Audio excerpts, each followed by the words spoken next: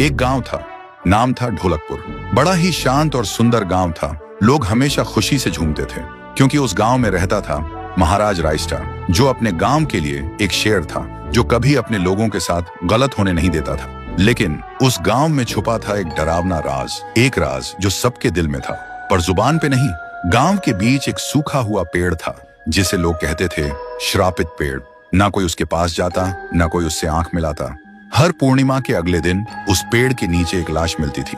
लोग कहते रात में कोई आता है और लाश छोड़ जाता है, लेकिन कभी किसी ने कुछ देखा नहीं और देखता भी कैसे। जो देखता वो अगले दिन पेड़ के नीचे होता था।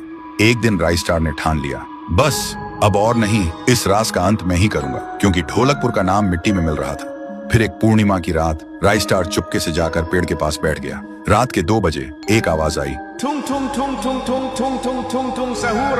और फिर वो पेड़ भूत में बदल गया। वो भूत कुछ अजीब सा था, एक भयानक शैतानी हंसी वाला चेहरा, आंखें बड़ी बड़ी। वो पेड़ चल के एक घर के गेट को जोर जोर से खटखटाने लगता है। तभी एक आदमी डर के मारे आवाज सुन के बाहर निकलता है। वो भूत अपने लकड़ी जैसे हाथ से एक ऐसा थप्पड़ मारता कि उसकी सांस वहीं थम जाती है और उसी जगह उस लाश को ले जाता है और वापस फिर से पेड़ बन जाता था। देखते ही रायस्टार का दिल कांप जाता है, पर वो कुछ बोलता नहीं।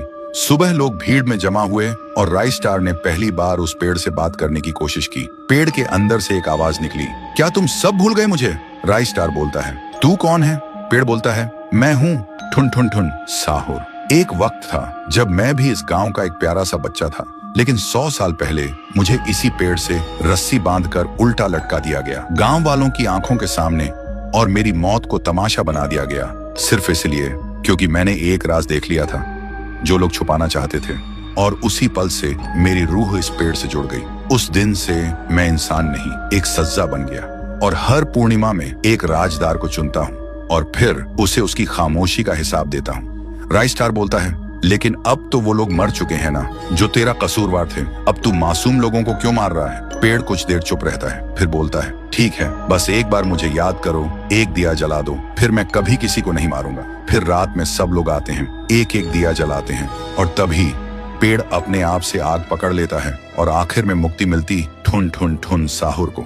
उस दिन के बाद गांव में कभी कोई लाश नहीं मिली। हर पूर्णिमा में लोग एक दिया जलाकर उसकी यादों को जिंदा रखते हैं, क्योंकि अगर भूल गए तो सपने में एक आवाज सुनाई देती थी, ठुंग ठुंग ठुंग ठुंग ठुंग ठुंग ठुंग ठुंग ठुंग सहूर।